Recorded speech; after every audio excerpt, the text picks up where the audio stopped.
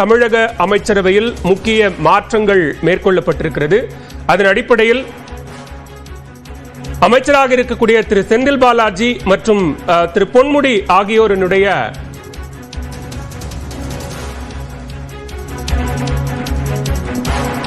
மாற்றம் தொடர்பான அறிவிப்பை பார்த்துக் கொண்டிருக்கிறோம்.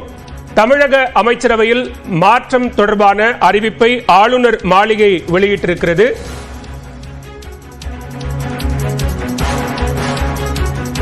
திரு செந்தில் பாலாஜி மற்றும் திரு பொன்முடி அவர்களினுடைய ராஜினாமாவை தொடர்ந்து தமிழக அமைச்சரவையில் ஏற்படுத்தப்பட்டிருக்கக்கூடிய மாற்றம் தொடர்பான முக்கிய அறிவிப்பை தற்போது ஆளுநர் மாளிகை வெளியிட்டிருக்கிறது. இது தொடர்பான செய்திகளை முன்னதே நியூஸ் 18 தமிழ்நாடு வெளியிட்டிருந்தது. யார் யாருக்கு எந்தெந்த அமைச்சரவைகள் ஒதுக்கப்படுவதற்கான வாய்ப்புகள் இருக்கிறது, கூடுதலாக யார் அமைச்சரவையில் இடம்பெறுகிறார்கள் என்பது தொடர்பான அறிவிப்பையும் முன்கூட்டியே வெளியிட்டிருந்தோம். அந்த வகையில் தற்போது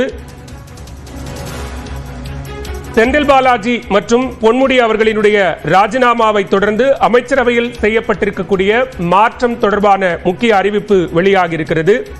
போக்குவரத்து துறை அமைச்சராக இருக்கக்கூடிய எஸ் சிவசங்கர் வசம் மின்சாரத்துறை என்பது கூடுதலாக ஒப்படைக்கப்படுகிறது.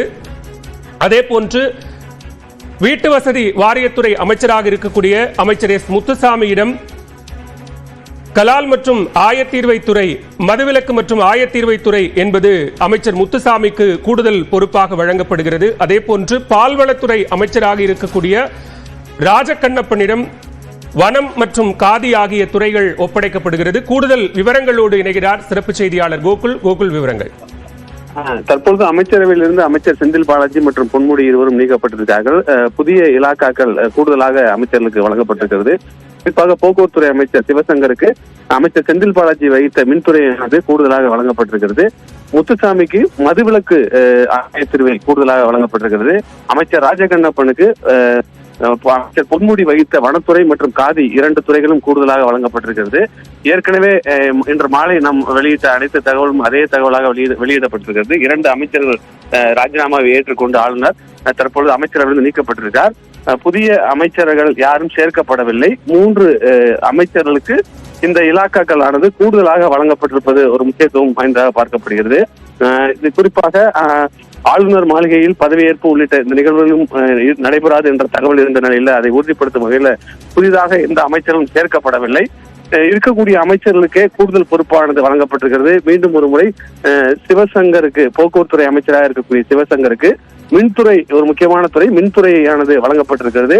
மதுவிலக்குத்துறை ஏற்கனவே முத்துசாமி ஏற்கனவே அமைச்சர் செந்தில் பாலாஜி சிறையில் இருந்த போது அந்த துறையை அவர்தான் கவனித்து வந்த நிலையில் அவருக்கே மதுவிலக்குத்துறையானது கூடுதலாக ஒதுக்கப்பட்டிருக்கிறது. அமைச்சர் பொன்முடி வசம் இருந்த வனத்துறை மற்றும் காதி 2 துறைகளும், காதி அமைச்சராக ஏற்கனவே ராஜகண்ணப்பன் இருந்தார். அவரிடம் இருந்துதான் அமைச்சர் பொன்முடிக்கு அந்த துறையானது வழங்கப்பட்ட நிலையில தற்பொழுது வனத்துறை மற்றும் காதியுடைய துறைகள் அனைத்துமே கூடுதலாக அமைச்சர் ராஜகண்ணப்பனுக்கு வழங்கப்பட்டிருப்பது குறிப்பிடத்தக்கது. பாலா, கோகுல், மிக முக்கியமாக முதலமைச்சர் பரிந்துரையின் பேரில் மனோ தங்கராஜ் நாளை மாலை அமைச்சராக பொறுப்பேற்கிறார். நாளை மாலை 6 மணிக்கு இந்த பதவியேற்பு நிகழ்வு நடைபெறும் என்பதையும் தற்போது ஆளுநர் மாளிகை அறிவித்திருக்கிறது. அமைச்சரவை மாற்றம் தொடர்பான மிக முக்கிய அறிவிப்பை ஆளுநர் மாளிகை வெளியிட்டிருக்கிறது. திரு செந்தில் பாலாஜி மற்றும் திரு பொன்முடி ஆகியோருடைய ராஜினாமாவை தொடர்ந்து அமைச்சரவையில் ஏற்படுத்தப்பட்டிருக்கிற மிக முக்கிய மாற்றங்கள் தொடர்பான அறிவிப்பு வெளியாகி இருக்கிறது. அதே நேரத்தில் மனோ தங்கராஜ் மீண்டும் அமைச்சராகிறார். மாலை 6 மணிக்கு ஆளுநர் மாளிகையில் அமைச்சராக பதவியேற்பார் என்கிற